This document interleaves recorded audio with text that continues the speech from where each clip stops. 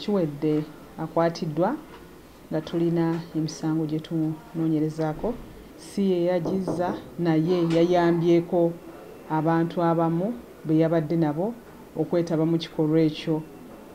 Ba victims basobodde okuba nti bamwogeddeko ne banokolayo n'emmotoka mwe yatambulidde, kyetuvudde tumukwata era nga tusuubira ajja kututuusa ku bali abeetabye mu kikolwa ekyokukwata omukyala, kubanga kigambibwa nti omukyala ono yasangiddwa ku pub ate era ne bajja paka ku Makindi House we basanze abakyala abalala ne babatuuza mu mmotoka ya Ipsam, ate ng'olwera emmotoka ya Ipsam Kiwedde alimu n'abaami abalala basatu abambadde ebyambalo ebyefaananyirizaako eby'amagye. Baabavuze paka mu kigobe eyo gye babayingiriza mu kiyumba ne babalekayo n'omusajja omu yabadde ayambadde ebyambalo ebyefaananyirizaako eby'amagye.